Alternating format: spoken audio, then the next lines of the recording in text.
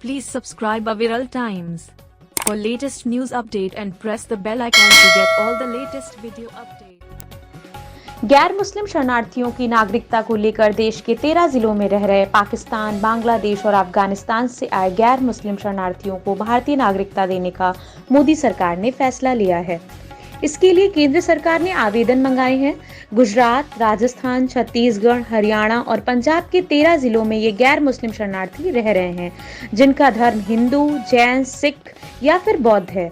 नागरिकता कानून 1955 और 2009 में बने कानून के तहत केंद्रीय गृह मंत्रालय ने आदेश के तत्काल कार्यान्वयन के लिए एक अधिसूचना जारी की है।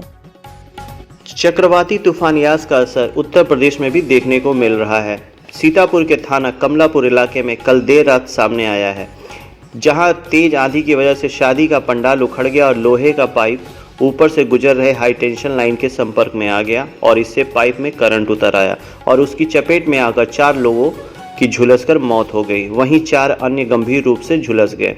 सभी का इलाज जिला अस्पताल में चल रहा है। हालत नाजुक बनी हुई है।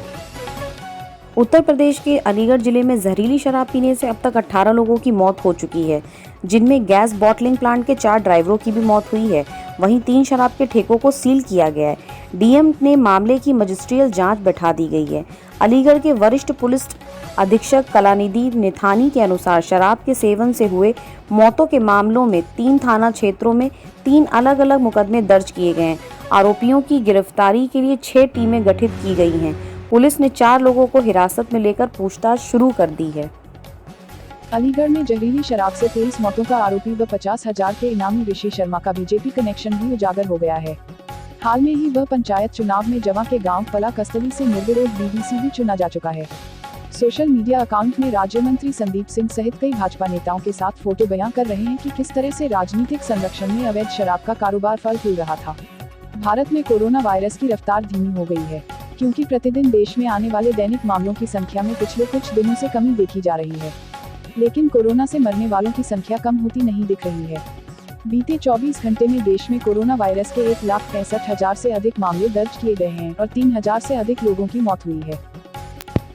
केंद्र सरकार ने छात्रों के हित में बड़ा फैसला लिया है। मिड डे मील योजना के तहत 1 से 8वीं कक्षा तक के छात्रों के खाते में सीधे पैसा ट्रांसफर किया जाएगा। दोपहर भोजन योजना मिड डे मील के तहत छात्रों को प्रत्यक्ष लाभ अंतरण के जरिए पैसा मुहैया कराने का फैसला किया गया है। केंद्रीय शिक्षा मंत्री रमेश पोखरियाल निशंक ने 11 करोड़ 80 लाख छात्रों को विशेष राहत उपाय के तौर पर यह सहायता उपलब्ध कराने के प्रस्ताव को मंजूरी दे दी। सरकार के इस उपाय से देश में सरकारी और सरकारी सहायता प्राप्त स्कूलों में से 1 से 8वीं कक्षा तक के छात्रों को लाभ होगा। सरकारी तेल कंपनियों ने फिर बढ़ाए पेट्रोल डीजल के दाम। पेट्रोल डीजल 19 से 30 पैसे प्रति लीटर तक महंगा हुआ। लखनऊ में पेट्रोल 91.41 रुपये और डीजल 85.28 रुपये प्रति लीटर हुआ। 15 दिनों में दिल्ली में पेट्रोल 3.54 रुपये और डीजल 4.16 रुपये प्रति लीटर हो चुका है महंगा। देश के सबसे बड़े प्राइवेट बैंक HDFC बैंक पर 10 करोड़ रुपए का जुर्माना लगाया गया है। भारतीय रिजर्व बैंक RBI ने बैंकिंग नियमों के उल्लंघन पर कड़ी कार्रवाई करते हुए इसका आदेश जारी किया। केंद्रीय बैंक ने HDFC बैंक के कार ऑटो लोन पोर्टफोलियो में कई अनियमितताएं पाई। इस संबंध में एक विसल ब्लोअर ने RBI से शिकायत की थी। केंद्रीय बैंक के मामले में HDFC बैंक के अपने ग्राहकों को एक third party loan financial product की बिक्री और मार्केटिंग करने के दस्तावेजों की जांच की और इसे बैंकिंग नियमों का उल्लंघन पाया। देश के किसी भी कोने में बैठे बैठे आप दिल्ली के एम्स व सफदरजंग के डॉक्टरों से कोरोना संक्रमण, ब्लैक फंगस व तीसरी लहर में बच्चों को कैसे बचाव करें, इस बारे में परामर्श ले सकते हैं। देश के गांवों तक कोरोना संक्रमण का सही व समय पर इलाज पहुंचाने, ब्लैक फंगस व तीसरी लहर को मात देने के लिए दिल्ली व सफदरजंग के डॉक्टर, स्वास्थ्य कर्मी एकजुट होकर आगे आए हैं। अपनी इस पहल में उन्होंने एक हेल्पलाइन नंबर 7827476983 जारी किया है, जिसमें निशुल्क परामर्श की सुविधा दी जा रही है।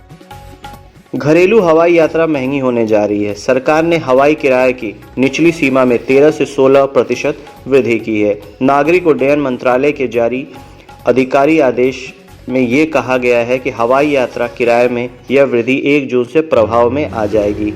हवाई किराए की ऊंची सीमा को हालांकि पूर्ववत रखा गया है। सरकार के इस कदम से एयरलाइंस कंपनियों को मदद मिलेगी। विदेश मंत्री एस जयशंकर इन दिनों अमेरिका के दौरे पर हैं। कल उन्होंने अपने अमेरिकी समकक्ष एंटनी ब्लिंकेन से मुलाकात की। इस दौरान दोनों नेताओं ने अलग अलग मुद्दों पर बातचीत की। वहीं दक्षिण और मध्य एशियाई मामलों के ब्यूरो ने भारत को कोविड-19 वैक्सीन बनाने के लिए जरूरी कच्चे की आपूर्ति को निर्देश दिया, जिससे एस्ट्राजेनेका वैक्सीन की 2 करोड़ अतिरिक्त डोज बनाई जा सकेगी। भारतीय वायुसेना की ताकत राफेल लड़ाकू विमान के आने से कई गुना बढ़ चुकी है। अब उसी ताकत को और ज्यादा बढ़ाने के लिए फ्रांस की तरफ से भेजे गए 3 और राफेल विमान भारत आ गए हैं। ये 3 राफेल विमान हिंदुस्तान की धरती पर लैंड हुए हैं और उन्हें पश्चिम बंगाल के हाशिमारा एयरबेस पर तैनात की तैयारी है। इस 3 विमान के भारत आते ही अब वायुसेना के पास कुल 21 राफेल आ गए हैं। भारत सरकार की तरफ से फ्रांस संग 36 राफेल विमान की डील की गई है। अमेरिकी विदेश मंत्री एंटोनी ब्लिंकन का कहना है कि कोरोना के शुरुआत में भारत ने अमेरिका की मदद की थी। यह हम कभी भुला नहीं सकते। अब हम इस मुश्किल की घड़ी में भारत के साथ हैं। यूपी के बाराबंकी जिले में अज्ञात वाहन ने बाइक में मारी टक्कर। बाइक सवार 3 युवकों की मौके पर मौत हो गई। यह तीनों निमंत्रण से घर वापस आ रहे थे। लोनी कटरा थाना क्षेत्र अंतर्गत के छंदरौली में घटना हुई। दिल्ली के आईजीआई एयरपोर्ट से न्यूयॉर्क के लिए उड़ान भर रहे एयर इंडिया के बिजनेस क्लास में मृत चमगादड़ मिलने से अफरा तफरी मच गई। इससे उड़ान भरने के आधे घंटे बाद विमान की इमरजेंसी लैंडिंग करानी पड़ी और उड़ान को लौटाना पड़ा। चमगादड़ को ही कोरोना वायरस फैलने की वजह माना जा रहा है। ऐसे में फ्लाइट के अंदर चमगादड़ का मृत मिलना बड़ी लापरवाही है। हालांकि लैंडिंग के बाद एयर इंडिया के दूसरे विमान से सभी यात्री अपनी मंजिल की तरफ रवाना हो सके। उधर एयर इंडिया ने मामले की जांच शुरू कर दी है। लखनऊ के गाजीपुर पुलिस ने 8 ऐसे लोगों को गिरफ्तार किया है जो दुनिया के सबसे महंगे रेडियो एक्टिव पदार्थ कैलिफोर्नियम बताकर एक धातु बेचने की कोशिश कर रहे थे। गिरफ्तार आरोपी 1,20,000 रुपए से पहले ही पीड़ित से वसूल कर चुके हैं। लखनऊ के गाजीपुर इलाके के AK राय ने शिकायत दर्ज कराई थी। इसमें कहा गया कि मूल रूप से पश्चिम बंगाल और फिलहाल लखनऊ के कृष्णानगर इलाके में रहने वाला अभिषेक चक्रवर्ती उसको एक पदार्थ बेचने की कोशिश कर रहा था जिसको कैलिफोर्नियम बताया गया है। आरोपियों ने पूछताछ में इस पदार्थ का नाम कैलिफोर्नियम बताया है और इसकी बाजार में कीमत 177 करोड़ रुपए प्रति ग्राम बताई जा रही है। यमुना एक्सप्रेसवे पर अभी तक फास्टैग की सुविधा नहीं है। एक्सप्रेसवे प्रबंधन ने यह सुविधा शुरू करने के लिए संबंधित कंपनी से अनुबंध कर लिया है। 15 जून से एक्सप्रेसवे पर फास्टैग की सुविधा शुरू होने जा रही है। एक्सप्रेसवे के सभी तीनों टोल पर 2-2 लेन में फास्टैग रहेगा। इससे वाहनों को आवागमन में सुविधा मिलेगी। महाराष्ट्र के ठाणे के उल्लासनगर इलाके में एक बड़ा हादसा हुआ।